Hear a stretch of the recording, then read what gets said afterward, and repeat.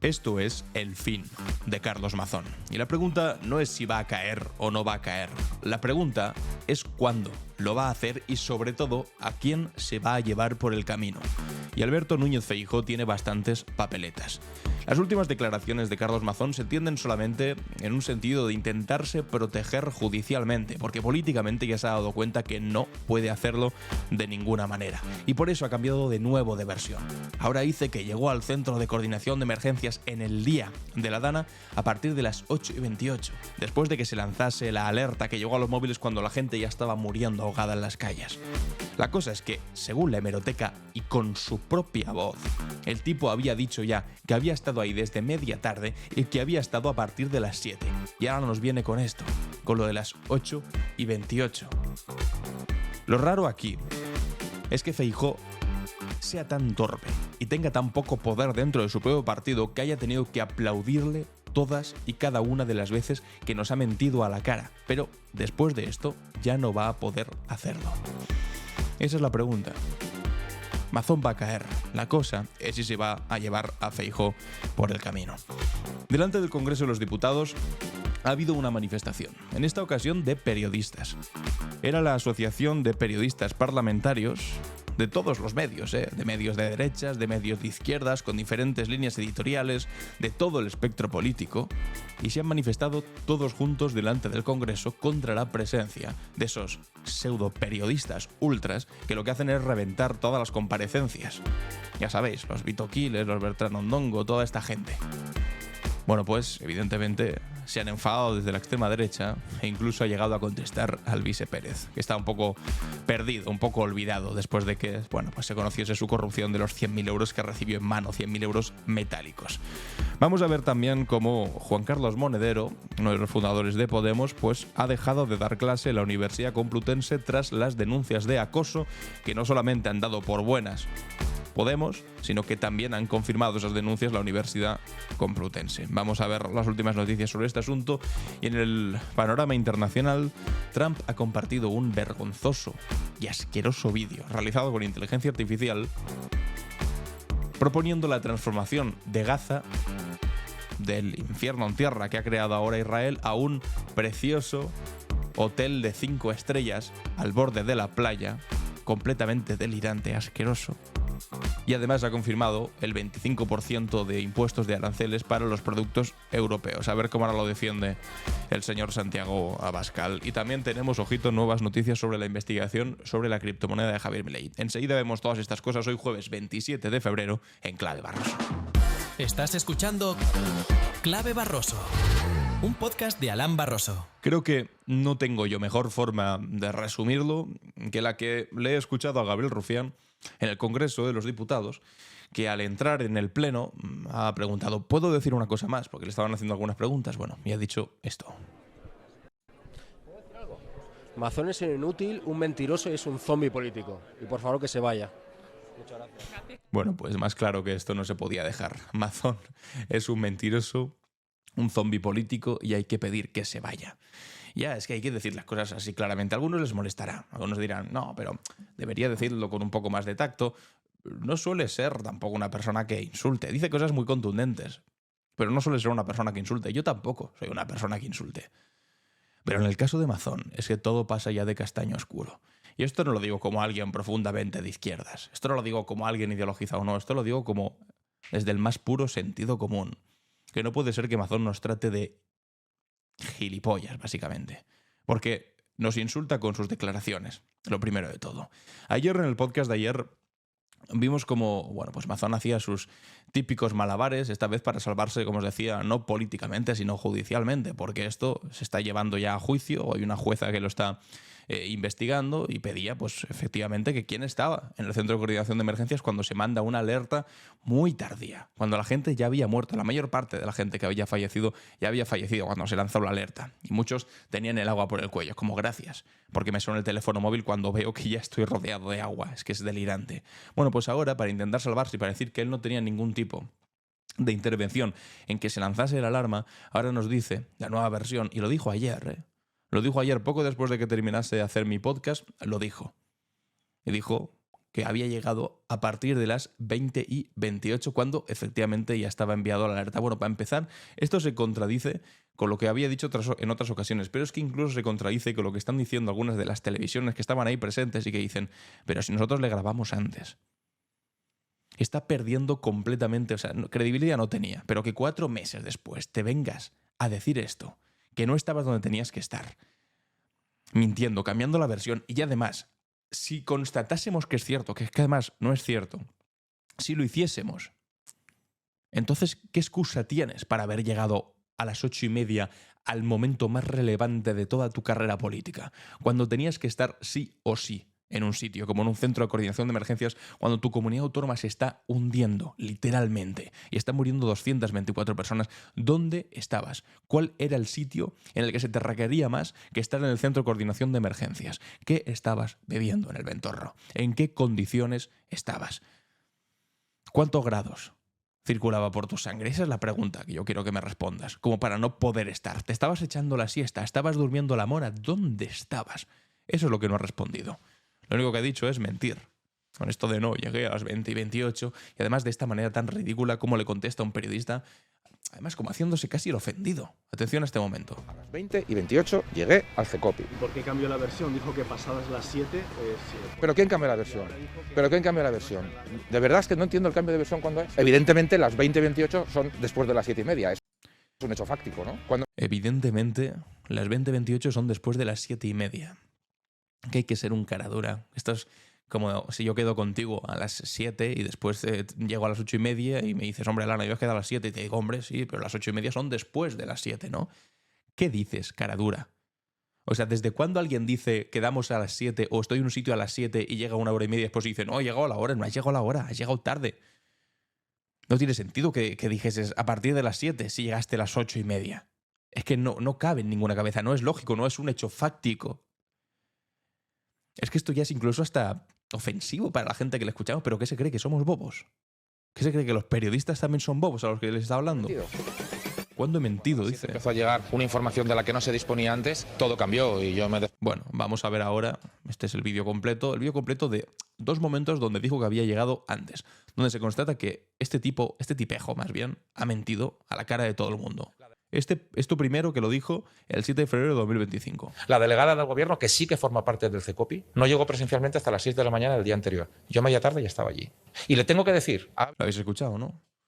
La delegada del gobierno no llegó, es su principal guerra, meterse con la delegada del gobierno porque es culpa del perro Sánchez. Bueno, por supuesto, cómo no, pero si es culpa del perro Sánchez que no Novia Ayuso se dé un golpe con una cámara, ¿cómo no va a ser esto también? En fin, ella no llegó hasta el día siguiente. Yo estaba ahí desde media tarde. Media tarde son las 20:28. Media tarde son las 8:30 de la tarde. ¿De verdad, Amazon? Porque aquí, o sea, ¿qué necesidad tiene de decir un relato y después decir lo contrario? Si aquí dice que llegó a media tarde, yo creo que es de sentido común. Es que media tarde no son las 8:30. Ha habido muchos bulos, pero el principal bulo es que habíamos dado distintas versiones, ¿no? Nunca dimos distintas versiones. Nunca dimos distintas versiones y está literalmente haciendo eso, dando distintas versiones. Lo que hubo son distintos bulos. Yo me incorporé. Es que ¿cómo puede ser tan mentiroso y además hacerse el ofendido? Diciendo, no, es que hay muchos bulos. Y tú me lo dices. Mientras clavas tu pupila azul en mi pupila azul, el bulo eres tú, pedazo de sinvergüenza. Bulos. Yo me incorporé personalmente cuando ya se vio que venía esa revolución hidrológica a partir de las 7. Y ahora de repente, pues la siguiente versión era que se había incorporado ya no a media tarde. Claro, si a mí me dicen media tarde, pues pueden ser las 6, tal vez son las 7. Bueno, aquí dice que son las 7. Pero las 8:28 no son, y aquí efectivamente dice las 7. A partir de las 7. A partir de las 7. Y después, el día de ayer, el tío va y dice, ¿cuándo? ¿Cuándo he mentido yo? ¿Cuándo es? Evidentemente las 20:28 son después de las 7:30. Es un hecho fáctico, ¿no? Y lo dice como enfadado, como si fuese él el que está siendo aquí difamado o contra el que se está emitiendo un bulo. No, pero las 20:28 son después de las 7:30. Que además, en el vídeo que acabáis de escuchar, no había dicho las 7:30, había dicho a partir de las 7. Ahora lo intenta acercar un poco más. Dice, no, las 7:30 tampoco está tan lejos de las 20:28. ¿Cuándo he mentido? Después de... No, aquí dice no, después de... Yo me incorporé a las 7. Hidrológica a partir de las 7. A partir de las 7. Dice a partir de las 7. No te jodes, pues a partir de las 7 puede ser a las 12 de la noche. No, me incorporé a partir de las 7. No, viniste a las 12 de la noche. Bueno, sí, pero las 12 de la noche son después de las 7, ¿no? Entonces es a partir de las 7. Es que es tremendo. Es que esto es tremendo. Por eso os digo, Mazón va a caer, porque es que esto ni siquiera dentro del Partido Popular lo están consiguiendo aguantar. De hecho, así lo está publicando Juan Malamet en El Mundo. Dice, el PP aturdido por las diferentes versiones de Mazón. Y le están diciendo, tiene que centrarse en la recuperación. Dirigentes populares ven un chiste, tanto giro en su versión sobre la tarde del 29 de octubre. Su continuidad se basará en cómo evolucione la reconstrucción. Sí, pero es que ya es tarde. Y ellos mismos lo están reconociendo. Esto es un chiste, pero es que es un chiste malo.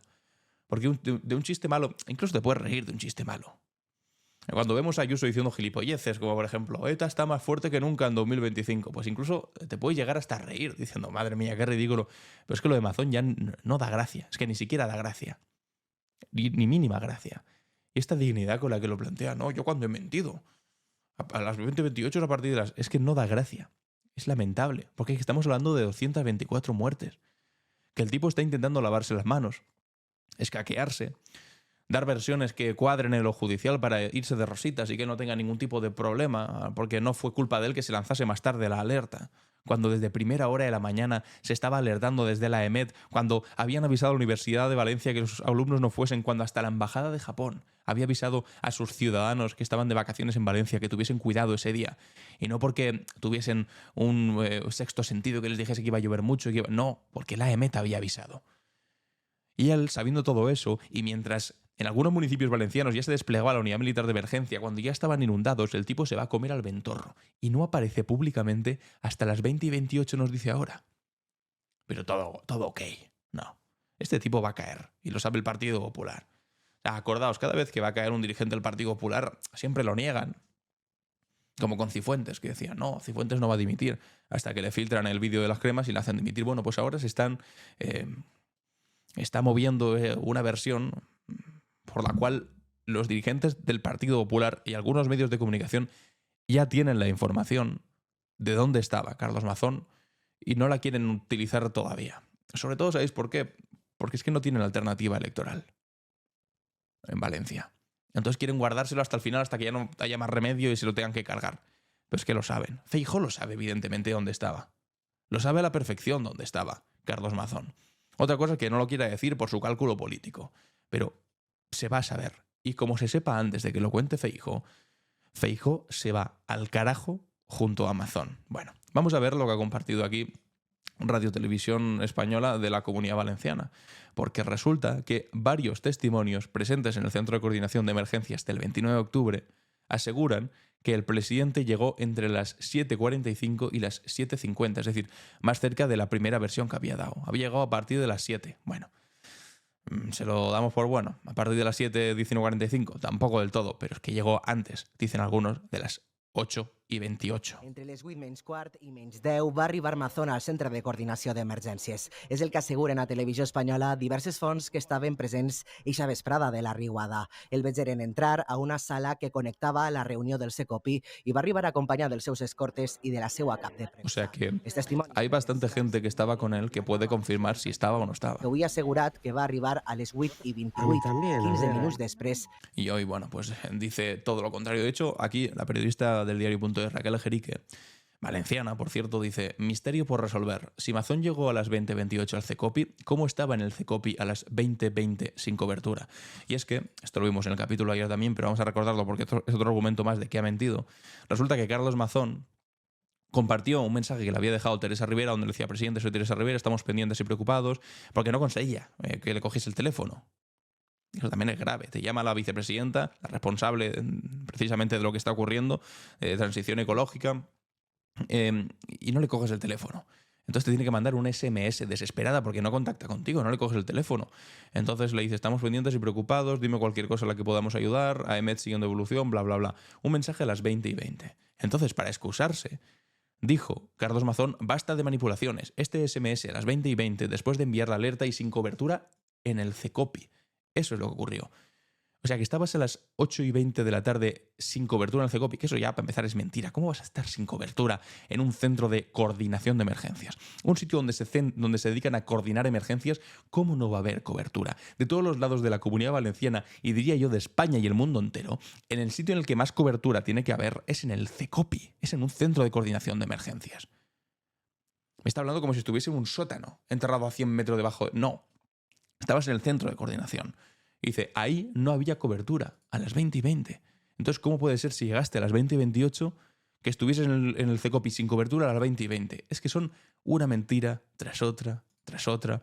Vamos a escuchar el monólogo que hizo ayer Aimar Bretos en Hora 25 por la noche en la cadena SER sobre este asunto, precisamente donde dice Mazón se chotea de la opinión pública. Y lo importante, Feijóo lo ampara. Son las 10 de la noche, las 9 en Canarias. En la cadena SER,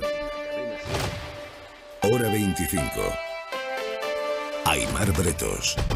La jueza de la Dana, Nuria Ruiz, confirma que está investigando las muertes y las lesiones asociadas a una actuación negligente, dice. Homicidios y lesiones cometidos por imprudencia grave. Esto lo dice la jueza por escrito en un nuevo auto de esta tarde, el día en que hoy Carlos Mazón ha insistido en su nueva estrategia de defensa entre política y jurídica, que pasa por dejar claro que él no estuvo en el centro de coordinación que tomó las decisiones. Si él no estaba, no se le puede pedir responsabilidad por esas decisiones. Eso debe pensar él y sus abogados.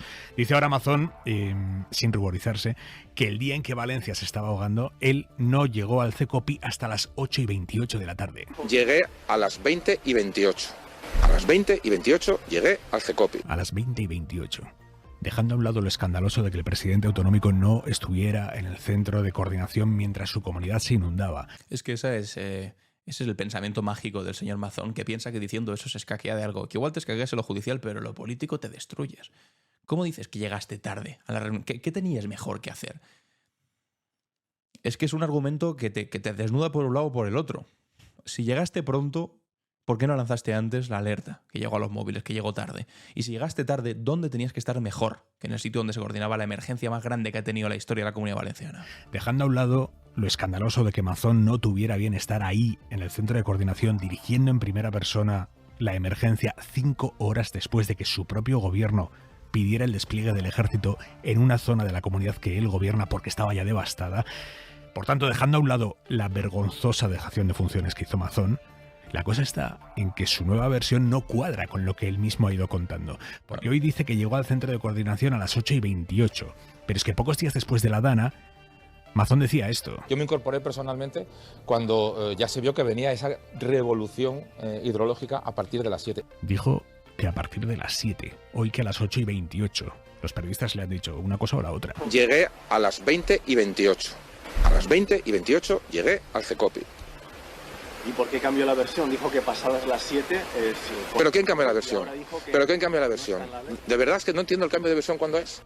No entiende el cambio de versión cuándo es. Se hace el indignado. Al principio dijo que se incorporó. Cuando ya se vio que venía esa revolución hidrológica a partir de las 7. Y que ahora dice. Llegué a las 20:28. Este vídeo está súper bien porque te lo pone una cosa, después la otra y se ve claramente. Pero no hay cambio de versión, amigos. Tiene el cuajo de decirnos que qué cambio de versión. Evidentemente las 20:28 es después de las 7:30. Es un hecho fáctico, ¿no? Si no fuera por la gravedad de lo que hay de fondo, uno solo podría pensar que este señor se está choteando de la opinión pública y de la inteligencia también. Si no, no se explica esto. ¿Pero quién cambia la versión? ¿Pero quién cambia la versión? De verdad es que no entiendo el cambio de versión cuándo es. Evidentemente las 20:28 es después de las 7:30. Es un hecho fáctico, ¿no? Que Mazón entre en esta deriva sobre un tema tan serio, una catástrofe con 224 muertos, 3 desaparecidos, pues él sabrá. Pero que Feijóo esté amparando este espectáculo obsceno, eso ya sí que es algo que trasciende a la conciencia de Mazón.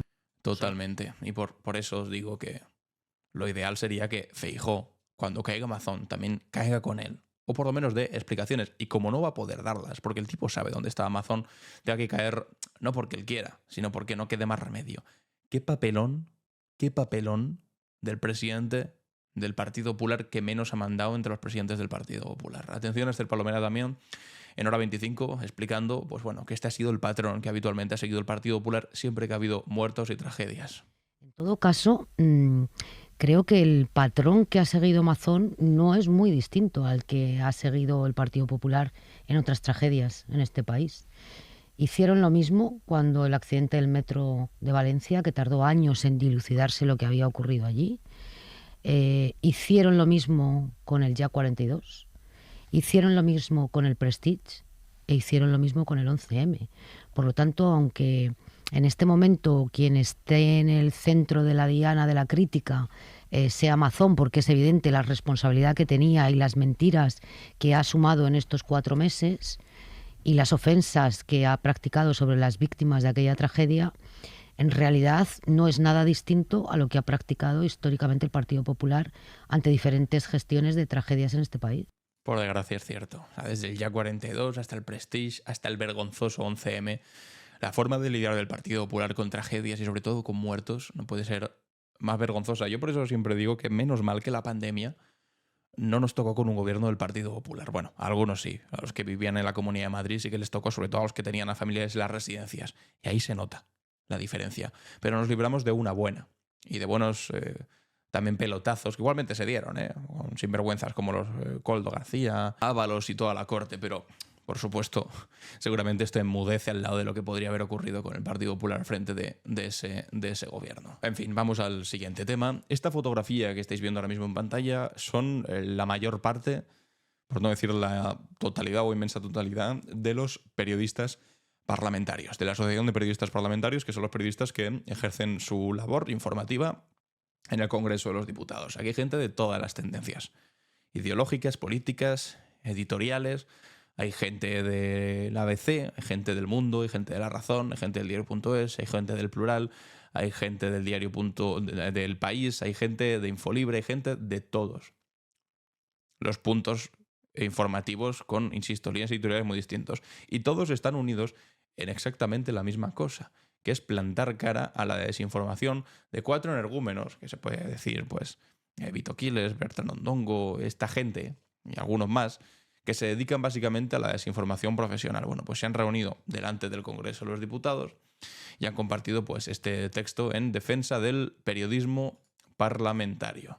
Las y los periodistas parlamentarios tenemos la obligación de que se cumpla correctamente el derecho a la información de la ciudadanía aplicando los principios deontológicos de la profesión. Es necesario un trabajo honesto en un clima de respeto mutuo al margen de la línea editorial de cada medio o de la ideología de cada periodista. Así hemos trabajado siempre. En los últimos tiempos, los periodistas que trabajamos en el Congreso sufrimos descalificaciones, insultos y señalamientos por parte de personas acreditadas que trabajan junto a nosotros y no respetan unas elementales normas de convivencia. Vamos a ver un vídeo donde lo Señalar explican. no es periodismo. Bajo ese lema, la gran mayoría de periodistas parlamentarios de todas las líneas editoriales han firmado un manifiesto contra... Es que eso es importante, que es de todas las líneas editoriales, porque si no te van a venir estos a decirte, no, claro, porque son los periodistas rojos, que no soportan una información de derechas. No, también hay periodistas de derechas ahí, pero que, claro, son periodistas. Son periodistas, no agitadores, que están ahí en el Congreso de los Diputados. Prácticas mafiosas de esos matones de extrema derecha que disfrazados de periodistas se pasean por el Congreso con una acreditación. Amenazan al resto, los señalan y hasta animan a hacerles la vida imposible porque no comulgan con la libertad y con la democracia. Periodistas de casi todos los medios de comunicación al unísono. Señalar no es informar. Para denunciar la persecución que están sufriendo. Amenazan, insultan y señalan en las redes sociales a los periodistas que... Citados por la Asociación de Periodistas Parlamentarios, exigen soluciones a las mesas del Congreso y el Senado. Adopten las medidas necesarias. Con su comportamiento dificultan el trabajo de los profesionales de la información. Miembros de la extrema derecha que se disfrazan de periodistas, llegando a amenazar con lo siguiente. Para conocer nuestros domicilios. Lo han hecho en distintas ocasiones. Quien ose molestarnos cuando trabajamos, directamente les vamos a exponer sin ningún tipo de reparo. Y esperaos también que no expongamos su dirección. Acosan a redactores con los que coinciden en el Congreso con una acreditación, pero sin respetar. Aquí está poniendo, se llama tal, de La Sexta. Quédense con su cara, es una sinvergüenza sin escrúpulos. Un matonismo que políticos como este eurodiputado de Vox utilizan para amplificar sus ataques. Ojo con esto. Entre los operadores de cámara. Hay que encontrar ese cámara, queremos su cara y vamos a empapelar Madrid. Piden sus datos personales. Y hacemos un llamamiento, se busca la cámara y la identidad del cámara. Organizando una cacería, bulos mediante, contra los que solo hacen su trabajo. Bueno, pues ya veis que estos supuestos periodistas, que son pseudoperiodistas de extrema derecha, no hacen su trabajo informando desde una determinada línea ideológica que es legítima, oye. Lo que hacen es incluso llegar a señalar a sus compañeros de trabajo. Es decir, este periodista, esta es su cara, vive en tal sitio, o lo que estaba haciendo ahora aquí el Dan Esteve diciendo hay que encontrarlo, hay que encontrar dónde vive, hay que encontrar su cámara, dice, no sé para qué quieres la cámara, hay que encontrar su cara también para empapelar todo Madrid. Es que es tremendo y es el señalamiento de cualquier persona pues, que esté en contra de ti. Y eso evidentemente, por muy de derechas que seas, pues no te parece bien si tú eres un periodista. Pero claro, hay mucha gente ahí que mucha gente. Bueno, estos que os he dicho antes, que periodistas tienen poco. Y lo que hacen es, pues bueno, ir ahí al Congreso de los Diputados. Por cierto, esto es culpa de la mesa del Congreso de los Diputados. Y esto es culpa del Partido Socialista. Porque tiene mayoría dentro de la mesa y en su momento permitieron, con su voto, que entrase esta... Bueno, el Partido Socialista y todos los que integran la mesa permitieron que esta gente entrase, porque si hubiesen dicho no, estos pseudomedios, rollo estado de alarma, no pueden entrar, no pueden ejercer el periodismo junto al resto de medios acreditados, que insisto, pueden ser más de derechas, más de izquierdas. Bueno, pues en su momento cometieron ese error y ahora, claro, ahora es difícil de subsanar. Y ahí están protestando la Asociación de Periodistas Parlamentarios, con todos los periodistas, pero claro, lo van a tener complicado para conseguirlo. De hecho, Alvise Pérez, como está un poco desaparecido de la actualidad política, desde que sobre todo le pillaron pues con las manos en la masa pidiéndole 100.000 euros en metálico a un empresario de criptomonedas. Daos cuenta que igual que con Milei siempre están los empresarios de criptomonedas por en medio metidos en los asuntos. Alvise Pérez, que le copió esa idea a Milei de no voy a cobrar dinero por hacer política, voy a sortear mi sueldo. Bueno, sí, sortea su sueldo por un lado, pero por otro lado estafas a todos los argentinos con una estafa de criptomoneda. Bueno, con Alvise igual, voy a sortear mi sueldo, sí, hombre, pero por el otro lado recibes 100.000 euros en metálico y además eres tan bobo y torpe que te tienen grabado pidiendo el dinero. Hola, ¿me podrías dar dinero en metálico para que no lo controle el Tribunal de Cuentas? Todo esto está grabado y capturado por escrito. Y lo enseña el empresario de criptomonedas cuando les pillaron. Bueno, pues desde entonces está un poco el tipo desaparecido.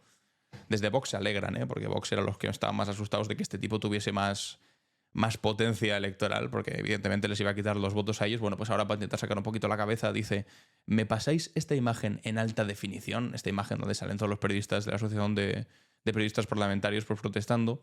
Y dice, quiero ver mejor la identidad de todos aquellos parásitos mercenarios incapaces de preguntar a los políticos por nada que no hayan pactado previamente. No vayan a perder su puerta giratoria. Es decir, precisamente de lo que se quejan. Quiero ver mejor la identidad de todos esos parásitos mercenarios. Señalamientos a los nombres, a las caras y si puede, pues también a las direcciones y todas estas cosas que hacen, pues eso, desde una cosa que no es periodismo, que simplemente es matonismo contra aquellas personas que no opinan políticamente como ellas. En fin, vais a alucinar con este vídeo, que es una concejala de Vox diciendo una de las mayores barbaridades. Tampoco sorprende, porque es Vox, pero sí que llama la atención que lleguen a este nivel y la respuesta que le da el concejal Eduardo Rubiño a la barbaridad que vais a escuchar ahora mismo. Las personas LGTBI son personas con riesgo de suicidio. Se les induce desde las instituciones a creer que son homosexuales o transexuales. Esto es una barbaridad. Se induce a las personas homosexuales a creer que son homosexuales.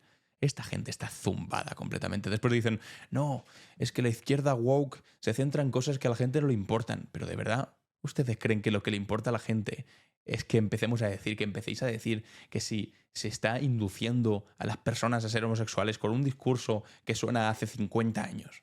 Claro, después estos son los que permiten con su voto que sigan existiendo clínicas de estas que básicamente te reeducan para que no seas homosexual, como si ser homosexual fuese, no sé, un problema. Pero esto es culpa de las instituciones. Esto es culpa, evidentemente, del perro Sánchez que te anima a ser homosexual, como si ser homosexual fuese mal. En fin. Esto les destroza psicológicamente. Señora Toscano, mire, qué a las barbaridad. personas LGTBI no nos pasa nada. No nos pasa nada. Somos personas felices. Deje de meterse en nuestras vidas. Deje de decirnos que tenemos un problema y que no podemos tener vidas felices y familias felices. Mire, lo que nos lleva a la desesperación es su odio. Es el odio que ejercen personas como ustedes cuando, por ejemplo, defienden las terapias de conversión, que eso sí tiene consecuencias gravísimas sobre las personas que las sufren.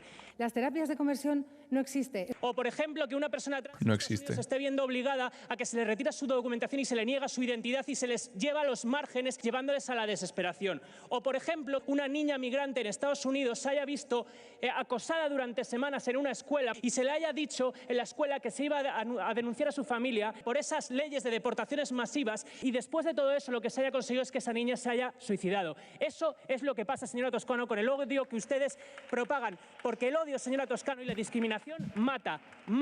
Y ustedes son responsables de agitar ese tipo de políticas de odio que envenenan a nuestra sociedad. Muchas gracias. Es que hablaba de...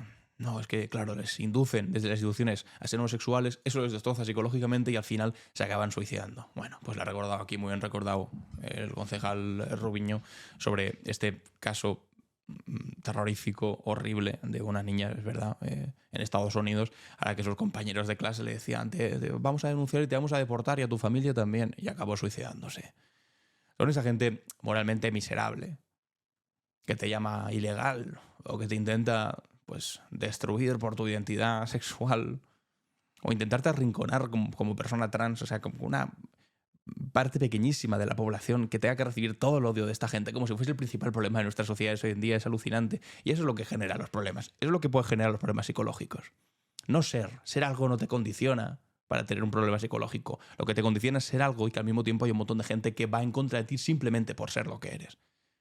En fin, discursos delirantes que se producen, por supuesto, al amparo de la presidencia del Partido Popular del Pleno del Ayuntamiento de Madrid de Almeida. Y terminamos con esta noticia, que seguíamos con lo que ya habíamos visto ayer, que la Universidad Complutense de Madrid había confirmado las denuncias de acoso contra Juan Carlos Monedero. También lo había hecho Podemos y ahora, pues bueno, Monedero ha anunciado que va a dejar de dar clase a la Complutense después de que saliese a la luz este caso. Ha dicho que temporalmente, pero bueno, o sea, se confirma pues, lo que ya sabíamos, que ser de izquierdas no te exime, pues en este caso, como estamos viendo con Monedero, como hemos visto con Errejón, por ejemplo, también de ser un baboso. En fin, vamos ahora con nuestra clave internacional. ¿Qué pasa en el mundo? La clave internacional. Esto que vais a ver a continuación lo ha compartido el presidente de los Estados Unidos en su red social, que como sabéis, hace unos años se creó su propia red social, donde bueno, pues puede ser un auténtico facha sin complejo alguno y sin que le censurasen nada. Bueno, pues el día de ayer compartió esto de aquí. Es un vídeo en el que, de alguna manera, pues explica lo que va a hacer con Gaza en 2025. Pone aquí Gaza 2025, ¿qué es lo que viene? Empieza con fotografías como de Gaza destruida. Y aquí nos enseñan fotografías y vídeos. Todo esto generado con inteligencia artificial. Evidentemente esto no es cierto, pero lo comparte de esta manera. Una Gaza destruida, que parece ser destruida por, no sé, un fenómeno natural o que ha habido un terremoto. No, está destruida porque Israel la ha destruido. Y después pasa a, por lo que estáis viendo, de repente como aquí Elon Musk comiendo y una especie, bueno, estatuas suyas de oro, playas, hoteles, él bailando con mujeres, dinero volando, Trump, Gaza, un hotel, Elon Musk comiendo otra vez, una estatua de oro suya en Gaza, Elon Musk otra vez y Donald Trump pues estirado en una tumbona, un rollo hotel, como si fuesen dos cangrejos británicos veraneando en Mallorca junto con Netanyahu, tomándose un daiquiri, mientras se escucha una música también hecha con inteligencia artificial diciendo Trump, Gaza, #1. Es decir, diciendo o confirmando a nivel de imagen lo que ya anunció hace unas semanas que quería hacer con Gaza, que era convertirlo, dijo él, la Riviera de Oriente. Es decir, plantear una solución de promotor inmobiliario a un problema político de una magnitud tremenda y que se fundamenta además en el asesinato de casi 50.000 personas civiles bajo bombas de un Estado, bueno, pues que ha hecho una masacre, una limpieza étnica contra los palestinos que vivían en Gaza, bueno, los que vivían fuera de Gaza también. Y esta es, pues bueno, la Gaza que se imagina en el futuro, colonizada completamente por los Estados Unidos, con estatuas suyas de oro por todos los lados, que también hay que ser un maldito egocéntrico, culto a la personalidad en su máxima expresión, y bueno, pues eso, playas largas, de aguas cristalinas bañadas por el mar Mediterráneo, con hoteles muy grandes al estilo Las Vegas, mientras Elon Musk baila bajo el dinero y come comida y se convierte eso, pues eso, en un sitio de descanso y de retiro para la clase millonaria internacional. Quieren hacer eso, es que es muy alucinante. Y para hacer eso, claro, hay un pequeño inconveniente que vas a hacer con el 1,5 millón de personas gazatíes que viven ahí, ahora mismo en la inmensa pobreza, por decir que no hay problema. Que las saca para México, iba a decir, bueno, tampoco sería un disparate que lo dijese, no, pero las saca para Egipto y para Jordania, que se las queden ellos, y ellos mientras tanto pues van a construir, sacando buena pasta, por supuesto, de sus promotoras inmobiliarias, en Gaza, pues esa riviera de Oriente Próximo que decía. Y esto combina además con que en el día de ayer Donald Trump aseguró que la Unión Europea se creó para molestar a Estados Unidos. Y lo hice y se queda tan ancho. Ese es su propósito, lo han hecho muy bien, pero ahora yo soy presidente y ha confirmado, pues bueno, lo que ya había dicho, pero de lo que no nos vamos a librar, por mucho que Santiago Abascal dijese que la línea era caerle muy bien a Donald Trump para que no nos pusieses aranceles. A Donald Trump le da igual, si le caes bien, si le caes mal, se ríe de ti. Pronuncia tu nombre como Santiago Abascal y después te pone un 25% de aranceles a las industrias de tu país que tanto dices proteger. Bueno, pues Trump dice que impondrá aranceles del 25% a la Unión Europea y anuncia un aplazamiento de otro mes a Canadá y a México. Pero confirma lo que le va a hacer a la Unión Europea. O sea, no vas a huir de eso, por mucho que insista en no, hay que caerle bien. Y por otro lado, ya sabéis que a Elon Musk, el multimillonario que hace saludos fascistas, le ha dado un espacio fundamental dentro de su gobierno, una especie de agencia para acabar con el gasto público. Entonces, en un discurso que dio ayer Elon Musk, dijo, haremos errores, cometeremos errores. No vamos a ser perfectos. Eso en la primera reunión que ha hecho con su equipo para reducir el gasto público de Estados Unidos precisamente. Dice, no somos perfectos. Por ejemplo, con USAID, el fondo de ayuda a USAID, una de las cosas que sin querer hemos cancelado ha sido la prevención del virus del ébola. Es como no pueden ser más torpes. Van a recortar. Recortan.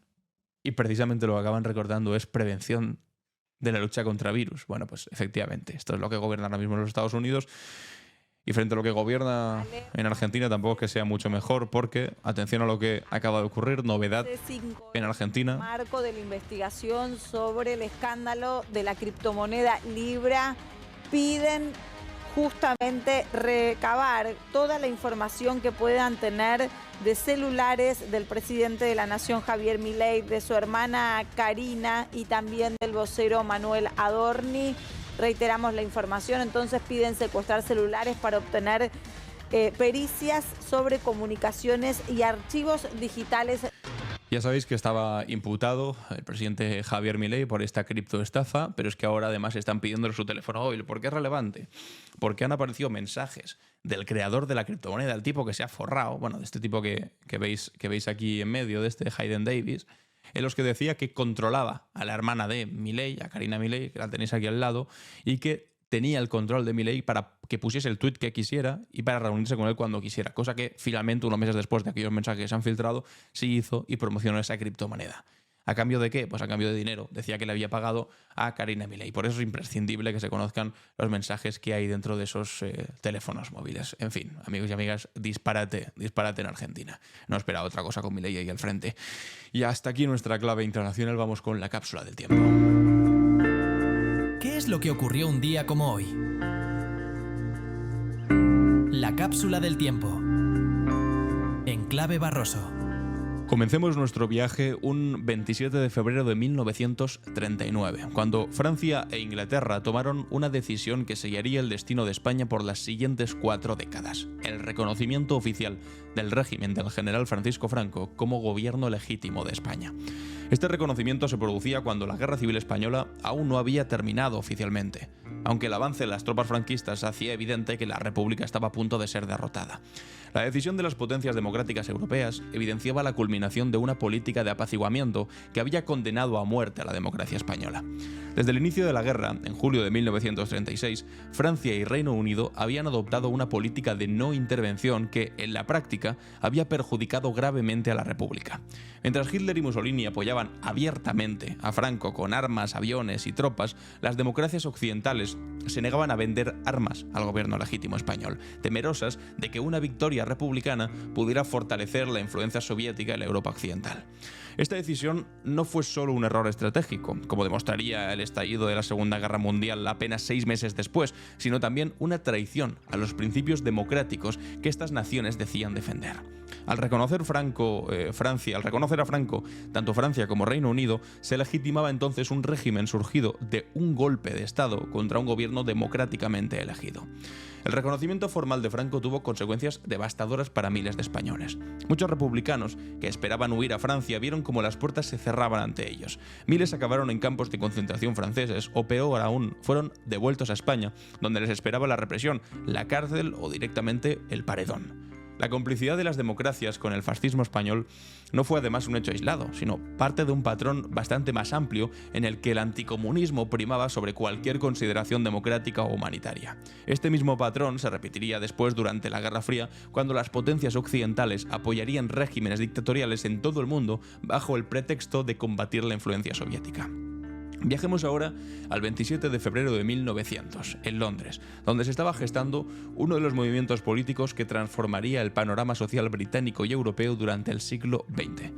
En esta fecha, la Conferencia de los Sindicatos Socialistas decidió fundar el Partido Laborista Británico, una organización que nacía directamente del movimiento obrero. Es crucial entender el contexto en el que surge este partido. A finales del siglo XIX, el Reino Unido era una potencia industrial dominante, pero esta prosperidad se construía sobre las espaldas de una clase trabajadora que soportaba condiciones laborales deplorables. Jornadas extenuantes, salarios insuficientes y falta de protección social eran la norma para la mayoría de los británicos. El Partido Laborista nació entonces precisamente para dar voz política a estos trabajadores. A diferencia de otros partidos socialistas europeos que surgieron directamente de corrientes ideológicas marxistas, el laborismo británico tuvo un origen más pragmático, enraizado en las luchas concretas de los sindicatos. Esta característica marcaría, por lo tanto, su evolución. Un socialismo reformista que buscaría transformar la sociedad desde dentro del sistema parlamentario. Durante sus primeras décadas tuvo que luchar contra el dominio de conservadores y liberales. Sin embargo, tras la Primera Guerra Mundial, el laborismo comenzó a ganar fuerza, hasta que en 1924 Ramsay MacDonald se convirtió en el primer ministro laborista de la historia británica, aunque al frente de un gobierno minoritario de muy corta duración. Pero sería después de la Segunda Guerra Mundial cuando el Partido Laborista alcanzaría su momento de mayor influencia, bajo el liderazgo de Clement Attlee, que derrotó sorprendentemente a Winston Churchill en las elecciones de 1945. Los laboristas implementaron un ambicioso programa de reformas que sentaría las bases del estado del bienestar británico. La creación del sistema del Servicio Nacional de Salud, la nacionalización de industrias clave y la expansión de la vivienda pública transformaron profundamente la sociedad británica, hasta que llegó Margaret Thatcher, por supuesto. Avancemos ahora hasta el 27 de febrero de 1976, fecha en la que el Frente Polisario proclamaba la República Árabe Saharaui Democrática, en el territorio del Sáhara Occidental. Esta proclamación se realizaba en un contexto extremadamente complejo. El Sáhara Occidental, antigua colonia española, estaba siendo disputado por Marruecos y Mauritania tras la retirada de España, que había abandonado el territorio sin completar el proceso de descolonización, ignorando las resoluciones de Naciones Unidas que pedían un referéndum de autodeterminación para el pueblo saharaui y que nunca ocurrió, ni ha ocurrido. El Frente Polisario, movimiento de liberación nacional fundado en el 73, había luchado primero contra la ocupación española y ahora se enfrentaba a los nuevos ocupantes. La proclamación de la República fue un acto de resistencia y una declaración de intenciones. Los saharauis no renunciaban a su derecho a la autodeterminación, que además les amparaba y les reconocía en numerosas resoluciones de Naciones Unidas. La tragedia del Sáhara Occidental ejemplifica las limitaciones del derecho internacional cuando se enfrenta a intereses geopolíticos. A pesar de que el Tribunal Internacional de Justicia había dictaminado que no existían vínculos de soberanía entre Marruecos y el Sáhara Occidental que justificara la anexión, la comunidad internacional ha permitido durante décadas que Marruecos ocupe y explote el territorio rico en fosfatos y recursos pesqueros. Y por supuesto también lo está permitiendo actualmente el gobierno de España. Casi 5 décadas después, miles de saharauis siguen viviendo en campos de refugiados en Argelia en condiciones extremadamente duras, mientras que los que permanecen en territorios ocupados sufren constantes violaciones de derechos humanos. El muro construido por Marruecos con campos de minas y vigilancia militar divide físicamente el territorio y también a sus habitantes. Y saltemos ahora a un evento un poco más reciente, el 27 de febrero del 89, cuando las calles de Caracas, en Venezuela, se convirtieron en una de las mayores protestas de la historia de su país, conocido como el Caracazo. Este levantamiento fue la respuesta del pueblo venezolano a un paquete de medidas económicas neoliberales impuesto por el gobierno de Carlos Andrés Pérez, bajo la supervisión del Fondo Monetario Internacional. Pérez había ganado las elecciones en diciembre de 1988 con un discurso que prometía devolver a Venezuela la prosperidad de su primer mandato en los años 70, cuando los altos precios del petróleo habían permitido importantes inversiones sociales. Sin embargo, apenas 2 semanas después de asumir el cargo, anunció un giro radical hacia políticas neoliberales, aumento de precios de bienes básicos, eliminación de subsidios, privatizaciones y liberalización comercial. El detonante inmediato del Caracazo fue el aumento del precio de la gasolina y consecuentemente del transporte público. Lo que comenzó como protestas por el incremento de las tarifas rápidamente se transformó en un estallido social masivo que incluyó saqueos de comercios y enfrentamientos con las fuerzas de seguridad en los barrios populares de Caracas y otras ciudades. La respuesta del gobierno fue brutal. Pérez suspendió las garantías constitucionales y ordenó a las Fuerzas Armadas reprimir las protestas. El resultado fue una matanza, cuyo número exacto de víctimas sigue siendo objeto de debate. Las cifras oficiales reconocieron 276 muertos, pero organizaciones de derechos humanos y testimonios de los barrios populares hablan de más de 3.000 personas asesinadas, muchas de ellas en operativos de limpieza realizados casa por casa, básicamente. La ironía más amarga del Caracazo es que fue ordenada por un gobierno que se declaraba socialdemócrata y que además pertenecía a la Internacional Socialista. Pérez, que en su primer mandato había nacionalizado la industria petrolera y promovido políticas redistributivas, ahora aplicaba el recetario neoliberal con la misma violencia que las dictaduras militares del Cono Sur. El Caracazo entonces marcó un antes y un después en la historia venezolana. La legitimidad del sistema político quedó gravemente dañada y este descontento popular sentaría las bases para el posterior ascenso de Hugo Chávez, quien había participado en un intento de golpe de Estado contra Pérez en el 92, justificándolo precisamente como respuesta a la masacre del Caracazo. Más tarde acabaría ganando las elecciones. Y hasta aquí, amigos y amigas, nuestra cápsula del tiempo. Vamos con las preguntas y respuestas. ¿Y tú? ¿Qué opinas? En Clave Barroso. Bienvenidos y bienvenidas a ¿Y tú qué opinas?, donde os hago una pregunta y después leo vuestras respuestas. En el día de ayer todo se ha centrado en Mazón, evidentemente. Me decía Ángela, lo de Mazón es la crónica de una muerte política anunciada. Aquí están estirando el chicle cada día, pero en Valencia quienes no le votamos nos sentimos insultados, se nos trata como idiotas. También he de decir que nadie admite públicamente ser votante del PP. No sé por qué será. Un saludo. Alan. Aquí se estrenca, dice, yo pienso que Mazón no estaba ocupado en temas mundanos. Me temo que cuando tanto lo oculta es porque estaba haciendo algo ilegal. Creo que la cosa va de lo de siempre, corrupción inmobiliaria. Solo así se puede explicar la desconcertante llamada que realizó el alcalde de Cullera.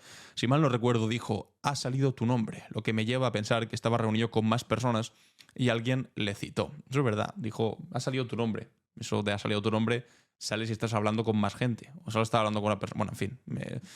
Es que no lo podemos saber, solo hay especulación posible. La única persona que sabe dónde estuvo Mazón, dice Madonna, es aquella que estuvo con él. No sé si sería la periodista de la que se habló o esta simplemente es la tapadera. En cualquier caso, esta mujer está desaparecida mediáticamente. Curioso, es verdad. Y además la expareja de esta mujer empezó a decir los días siguientes a que todo ocurriese que se sabrá la verdad, y últimamente no ha dicho nada más sobre este asunto. Aquí Luis Javier dice, a mí ya me da igual dónde estaba, que no. ¿Cómo puede ser que un presidente de una comunidad autónoma bajo alarma roja desde hace días no esté en el CECOPI liderando las actuaciones de los cuerpos de seguridad? Y obviamente os quiero preguntar también para el día de mañana, no si pensáis si va a caer, porque es evidente que va a caer, sino cuándo creéis que lo va a hacer y si se va a llevar a Feijóo por delante. Y bueno, pues también sobre el resto de temas os escucho atentamente sobre lo que queráis. Ya sabéis, una R, 2 puntos para contestar y os leeré en el próximo vídeo. Y hasta aquí llega el capítulo de hoy, jueves 25 de febrero. Yo soy Alan Barroso y esto ha sido Clave Barroso.